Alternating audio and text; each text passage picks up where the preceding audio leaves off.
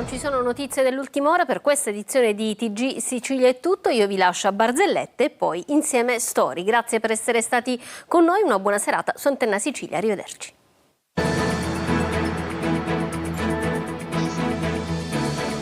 Entra nel mondo dell'informazione con l'app Sicilia Web. Resta sempre aggiornato con le news e le live in diretta.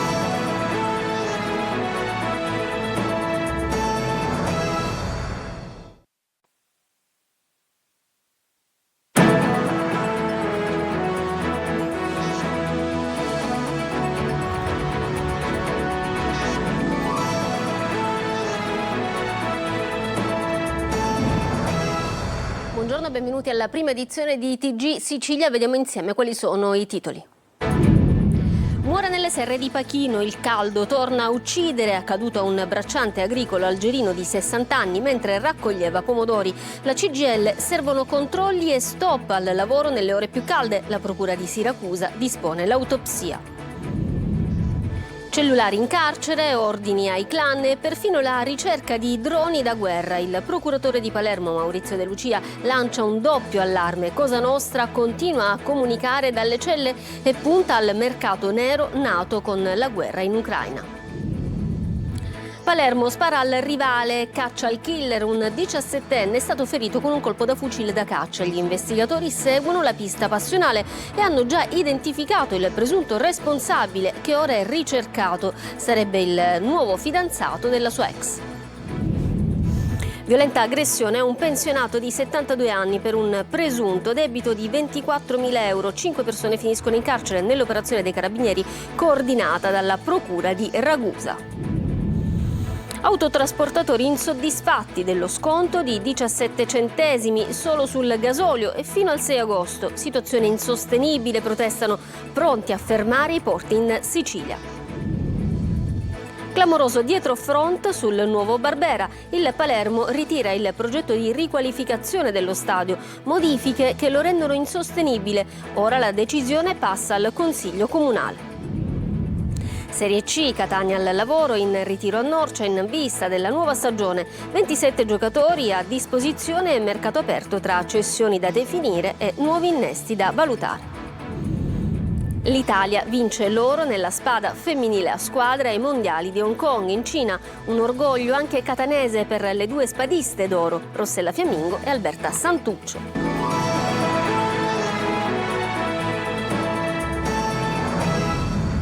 Bentrovati, un bracciante morto nelle serre di Pachino. La FLAI CGIL chiede di far rispettare l'ordinanza per lo stop durante le ore di caldo. Non denunciano per paura di perdere il posto di lavoro.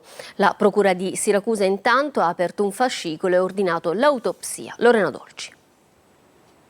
Il cuore gli si è fermato mentre raccoglieva pomodorini a Pachino, dentro una di quelle serre che d'estate raggiungono temperature roventi. Arresto cardiaco, forse provocato dal caldo, la causa della morte di un bracciante algerino di 61 anni, soccorso in ritardo da un'ambulanza proveniente da Sortino.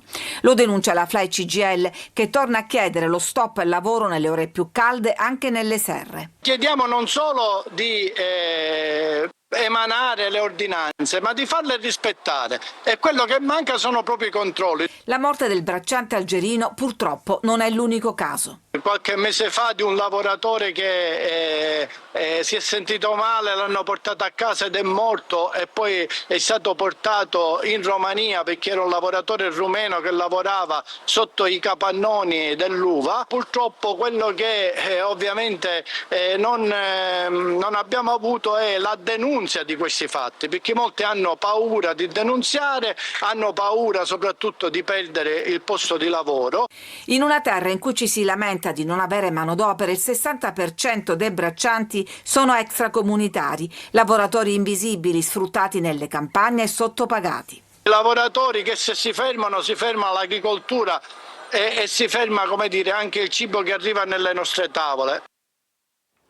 La mafia comanda dal carcere, è l'allarme di Maurizio De Lucia, il capo della DDA in commissione antimafia. Ha ribadito che dalle carceri i boss continuano a comandare con gli smartphone e poi ha lanciato un altro allarme legato anche alle armi da guerra. Sentiamo Manlio Viola. Poche ore dopo essere entrati in carcere, i mafiosi vengono dotati di telefonini e sistemi di comunicazione. Non si tratta di episodi isolati, ma di un modus operandi di Cosa Nostra che si realizza in tutte le carceri italiane. A dirlo davanti alla Commissione Nazionale Antimafia è stato il procuratore di Palermo, Maurizio De Lucia, tornando sulle affermazioni che gli sono valse una polemica a distanza con il ministro della Giustizia Carlo Nordio, che lo ha definito fuori controllo. De Lucia ha chiarito il concetto: l'affermazione che le carceri sono sfuggite al controllo dello Stato deriva dalle indagini e dalle intercettazioni. Il 41 bis funziona, ma i livelli intermedi di Cosa Nostra, che non vengono ristretti al carcere duro, attraverso questo sistema possono continuare a comandare anche sul territorio, perché processualmente non vengono considerati capimafia e ottengono regimi di carcerazione più elastici. Questo rende l'azione dello Stato meno efficace. Le vittime del racket sanno che un mafioso, anche se arrestato, continuerà a comandare dal carcere e temono le ritorsioni. E questo non è un attacco alla polizia penitenziaria, ha detto De Lucia, perché le indagini che hanno permesso queste scoperte le ha fatte proprio la penitenziaria coordinata dalla procura. Ma De Lucia ha lanciato anche un altro allarme ancora più preoccupante, se possibile. La mafia si sta attrezzando sul mercato nero e cerca di acquisire armi da guerra come i droni lanciamine. Le armi che abbiamo sequestrato, dice De Lucia, venivano dal Salento, ma la loro provenienza originale è slava, e adesso Cosa Nostra si sta inserendo anche nel mercato nero parallelo, nato grazie al conflitto fra Russia e Ucraina, e può reperire armi dal grande potenziale bellico. La più fiorente azienda siciliana è proprio quella della droga. In Sicilia ogni giorno 15.000 persone si alzano per lavorare nel mercato della droga. Non c'è un'azienda nella nostra regione che abbia così tanti dipendenti. Quello del traffico degli stupefacenti è un business che alimenta costantemente l'esercito della mafia e della criminalità. Lo ha detto Antonello Cracolici, il presidente dell'antimafia regionale, durante l'esposizione in aula della relazione della commissione relativa al 2020. Andiamo a Palermo. Ci sarebbe un movente passionale dietro la sparatoria in cui è rimasto ferito un 17enne a Palermo. Un appuntamento fissato per un chiarimento, poi gli spari. A Palermo, appunto, un ragazzo di 17 anni è stato ferito al gluteo con un colpo di fucile da caccia nella zona di Belmonte Chiavelli. Secondo gli investigatori, dietro l'agguato ci sarebbe la gelosia. Il presunto autore, infatti poco più che maggiorenne, avrebbe voluto colpire l'ex fidanzato della sua attuale compagna. Il giovane sarebbe stato raggiunto alle spalle e centrato da una scarica di pallini. Trasportato in codice rosso all'ospedale civico, è stato operato e non sarebbe in pericolo di vita. La squadra mobile, coordinata dalla procura, ha già identificato il sospettato e lo sta cercando. Decisiva nelle indagini anche l'analisi dei messaggi trovati sul cellulare della vittima, quindi non si escludono ulteriori aggiornamenti nelle prossime ore. E sempre a Palermo un uomo di origine nigeriana è stato accoltellato davanti alla stazione centrale di Palermo. Dalle prime ricostruzioni sarebbe stato aggredito da un connazionale in piazza Giulio Cesare, sotto le pensiline della fermata dei bus, dove sarebbe stata coinvolta anche una donna che stava aspettando un mezzo. La signora ha accusato un malore ed è stata soccorsa dal personale del 118. L'accoltellato invece ha tentato di rincorrere l'aggressore, che è fuggito verso via Lincoln, ma poco dopo si sarebbe accasciato ed è stato trasportato in ospedale, dove è in gravi condizioni. Non è ancora chiaro il motivo della violenza, indagano dunque i carabinieri. E 5 persone sono finite in carcere tra Scicli e Donna Lucata nel Ragusano con l'accusa di tentata estorsione e lesioni aggravate. Secondo i carabinieri avrebbero pestato un pensionato di 72 anni per costringerlo a pagare un presunto debito di 24.000 euro, sempre negato dalla vittima. L'operazione è stata coordinata dalla Procura di Ragusa e i particolari verranno resi noti oggi in conferenza stampa alle 10:30 al Palazzo di Giustizia. La prima volta di un Presidente della Repubblica a Pantelleria. Ieri la visita ufficiale di Sergio Mattarella nell'isola, bagno di folla in piazza Cavour. Il Presidente del Parco Nazionale di Pantelleria, Italo Cucci, ha chiesto al Capo dello Stato di fare in modo che a Pantelleria riapra il punto nascite. Orazio Longo.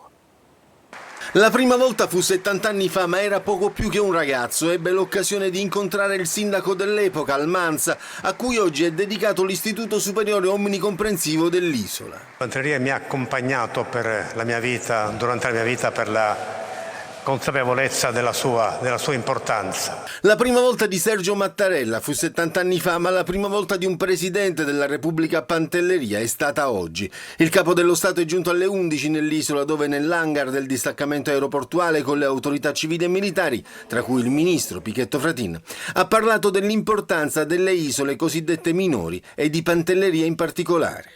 Il presidente Cucci poc'anzi ha ricordato la straordinaria, emblematica presenza a Pantelleria di García Márquez.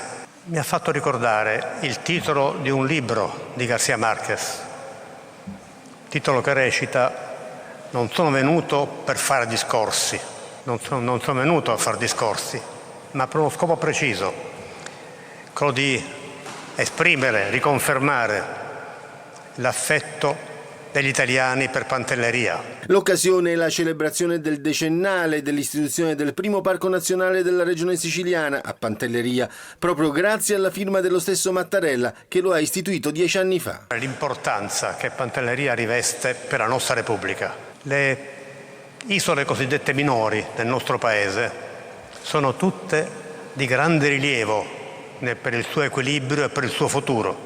Prima di lasciare l'hangar ha salutato i bambini che lo festeggiavano sventolando le bandiere tricolori. Dopo il bagno di folla in piazza Cavour, prima di una breve visita al Museo Geonaturalistico e all'Arco dell'Elefante. Via libera dell'Assemblea regionale siciliana al documento di economia e finanza 2027-2029. Il DEFR stima una crescita dello 0,5% che sale all'1,7% grazie agli investimenti pubblici. Approvati anche i rendiconti dal 2020 al 2022. Per la regione PIL, occupazione, export e turismo confermano un'economia in espansione. Il presidente della regione Schifani commenta: confermata una crescita della nostra economia. Oggi l'Ars tornerà in aula per l'ultimo disegno di legge prima della pausa estiva.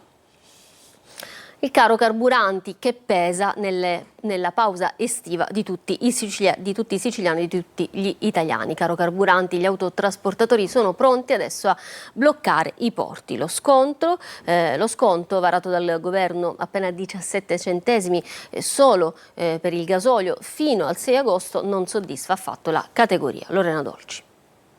Carburanti alle stelle. Non basta lo sconto di 17 centesimi al litro per il gasolio. Un decreto ponte del governo fino al 6 agosto per fronteggiare i rincari dovuti alle tensioni internazionali, ma che per ammissione della stessa Premier Meloni non risolve il problema. Sul piede di guerra gli autotrasportatori. No, per noi non va bene. I 17 centesimi riconosciuti sulle accise mobile che ha dato il governo Meloni non vanno bene per gli autotrasportatori, perché per noi che trimestralmente ci riconoscono le accise è una perdita. Una situazione insostenibile, dicono le associazioni di categoria, rispetto ad un costo che resta sopra i 2 euro. Solo nell'ultima settimana il prezzo del gasolio è aumentato di 40 centesimi al litro, che significa 400 euro in più per ogni 1000 litri di gasolio. Oltre alla proroga del credito d'imposta per altri 2 mesi, gli autotrasportatori chiedono al governo nazionale di erogare subito 300 milioni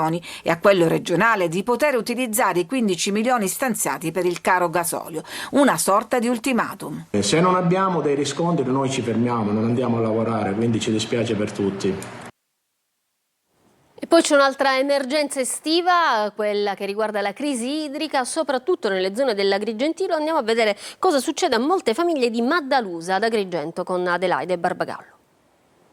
Abbiamo pensato di portare il dono più grande oggi necessario, il dono dell'acqua. Abbiamo portato tantissimi bidoni d'acqua, abbiamo portato casse d'acqua, proprio per esprimere in primis e soprattutto l'umanità. L'iniziativa è di Don Marco Damanti, da tutti ribattezzato il prete del popolo per il suo profondo impegno sociale a favore degli ultimi.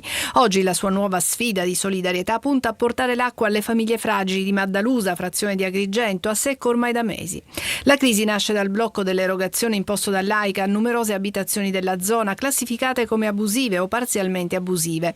Un vicolo cieco normativo che impedisce ai residenti persino di rifornirsi legalmente tramite le autobotti autorizzate. L'acqua è un diritto universale, l'acqua è essenziale, l'acqua appartiene a tutti e non può essere privatizzata, non può essere una merce, non può essere profitto. Di fronte all'emergenza Don Marco non è rimasto a guardare, ha organizzato una carovana della solidarietà con la comunità di Campobello di Licata, raccogliendo e consegnando personalmente a Maddalusa un furgone pieno di bottiglie e taniche di acqua potabile. Rimaniamo umani in questa umanità che diventa sempre più indifferente e dove purtroppo la dignità della persona viene calpestata. Don Marco fa un appello alle istituzioni. Invito tutte le istituzioni, tutti quelli che hanno voce in campo, di essere uniti nell'umanità.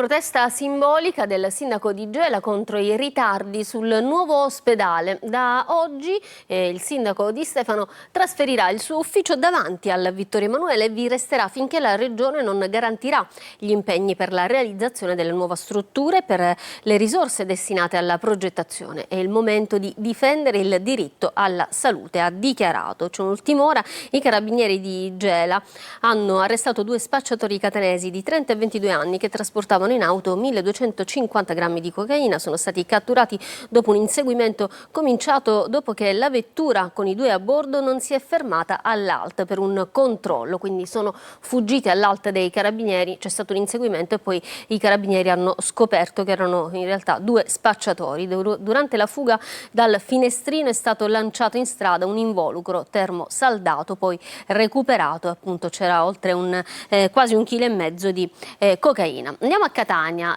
con una situazione di degrado in piazza 2 giugno 46, desolanti le cartoline che vi mostriamo con Tonino De Mana.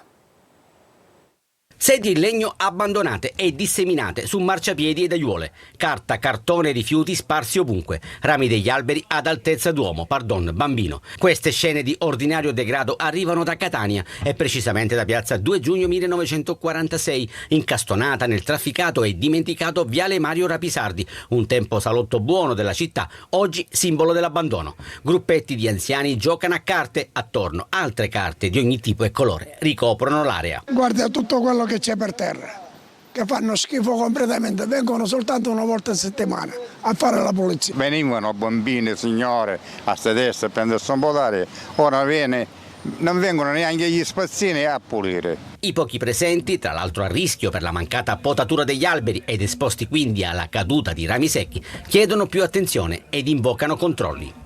Non esistono i controlli. Noi ci besticciamo giornalmente con le persone perché portano i cani qua a fare i bisogni e non è giusto perché noi qua veniamo per sederci a respirare un po' d'aria. Per raggiungere questa panchina lei si è dovuta addirittura abbassare. Perché i viandanti sono molto vecchi. Dovrebbe essere putate perché sono troppo basse. Sono tante le segnalazioni al nostro numero di WhatsApp 342 74 005, SOS e richieste di aiuto che arrivano dal centro e dalle periferie, segno evidente che qualcosa alla voce verde pubblico non funziona a dovere. ST Microelectronics nell'incontro al Mimit di Roma ha confermato i piani industriali di trasformazione e il piano di investimento da 12 miliardi di euro per i siti di Agrate, Brianza e Catania. Il rafforzamento del polo di Catania consolida il ruolo dell'isola come hub europeo della microelettronica e delle tecnologie più avanzate. La società, afferma in una nota, ha dato disponibilità ad incontri a settembre per discutere una prima ipotesi di accordo sulla gestione degli impatti occupazionali. Sanità. All'ospedale San Marco di Catania è inaugurata la Stanza della Fragilità, uno spazio dedicato alle persone che arrivano al pronto soccorso in condizioni di particolare vulnerabilità fisica o emotiva. Tonino De Mana. È in realtà all'ospedale San Marco di Catania il nuovo percorso della fragilità, al cui interno si colloca la stanza della fragilità, uno spazio dedicato alle persone che accedono al pronto soccorso in condizioni di particolare vulnerabilità fisica o emotiva. Ideato per garantire riservatezza, accoglienza e tutela della dignità della persona, il percorso offre un ambiente protetto e tranquillo in cui ricevere assistenza e supporto. Per ogni inaugurazione che si rispetti, immancabile il taglio del nastro. È un percorso che è dato del prendersi cura del paziente, non solo curarlo, ma prendersene carico, prendersene cura avvolgerlo in un percorso di attenzioni, anche i colori, le immagini, il senso del disegno che vedete alle mie spalle, la finestra che apre il muro verso un orizzonte e verso un qualcos'altro, quale che sia il qualcos'altro a secondo della fase della vita che il paziente attraversa, penso che abbia un'importante, enorme rilevanza oggi. Nelle pareti spicca il dipinto realizzato dall'artista Giorgia Aurifici a cura dell'associazione Corsie a Colori. Una pausa adesso, tra poco lo sport.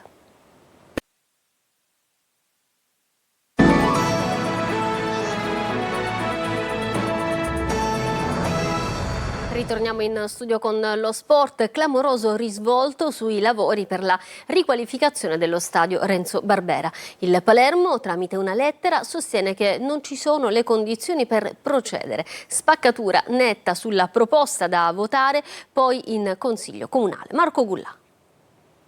Un dietrofront clamoroso che cambia radicalmente i piani per il nuovo stadio Renzo Barbera. Il Palermo, con una lettera firmata dall'amministratore delegato e direttore generale Giovanni Gardini, ha comunicato ufficialmente l'interruzione dell'iniziativa per la riqualificazione dell'impianto, progetto strettamente legato anche alla candidatura della città a ospitare alcune gare di Euro 2032.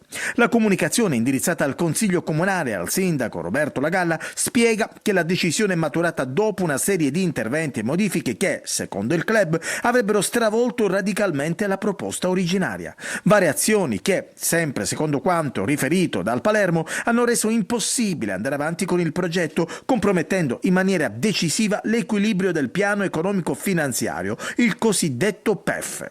Salvo un ritorno al testo condiviso nella fase iniziale dell'iter, il club rosanero annuncia quindi che continuerà il proprio rapporto con l'amministrazione comunale nell'ambito della concessione attualmente in vigore, in scadenza nel dicembre del 2032. Adesso la palla passa proprio al Consiglio Comunale cittadino, che dovrà quindi fare gli straordinari per venire incontro al club rosanero. Prime sedute del Catania a Norcia, dove sarà presente anche il direttore sportivo Varrà. Servono nuovi innesti, ma si deve giocoforza pensare alle uscite. Il 1 agosto dalle 17:30 test con il Ravenna. Marco Carli. Nei giorni che precedono definizione del girone e stesura dei calendari, fissata per giovedì a mezzogiorno, il Catania mette benzina nelle gambe a Norcia in Umbria. Al lavoro in 27, come già anticipato, non ci sono Di Noi e Luperini che non fanno parte dei progetti tecnici del Catania per cui il club tratta la cessione. Varrà sarà con la squadra a Norcia nella sede del ritiro, ovviamente con l'obiettivo di dare anche impulso al mercato. Fra i nomi che circolano in arrivo, reggerebbe quello di coda, ma sarebbe più un'alternativa che la prima scelta. Come più volte detto, sono le uscite che possono alimentare le trattative. Oltre a Di Noi e Luperini ci sono altri giocatori come Dini, per cui si parla di Treviso e Guidonia, o Stoppa. Per Di Gennaro c'è stato realmente qualche sondaggio di alcune società con il Catania. Il mercato, come detto dallo stesso Varrà, sarà lungo e potrebbe essere completato se serve anche in prossimità delle partite ufficiali di Coppa e Campionato. Intanto, fra i nuovi volti, prima di partire per Norcia, si è presentato così Michael Liguori. Sono molto contento di ritornare e l'ho presentato anche alla società. E poi sì, vengo da 3 stagioni importanti a Padova, una anche a Campobasso. Poi mi dispiace per l'ultima che è andata male, però sono un ragazzo che non si abbatte e va sempre avanti, quindi sono molto contento di ritornare qua e spero di fare il mio meglio, come ho sempre fatto alla fine. Scherma, la nazionale di spada femminile ha vinto il titolo mondiale a Hong Kong. In Cina, in finale, le azzurre hanno sconfitto l'Estonia con il punteggio di 31-30.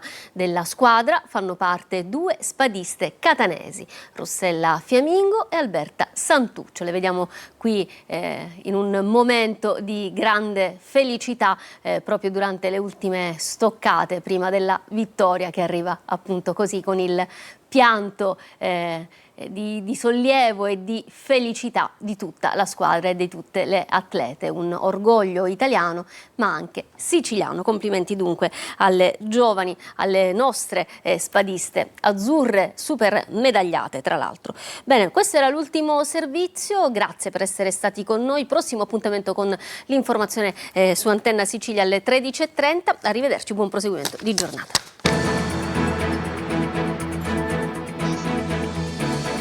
Entra nel mondo dell'informazione con l'app Sicilia Web. Resta sempre aggiornato con le news e le live in diretta.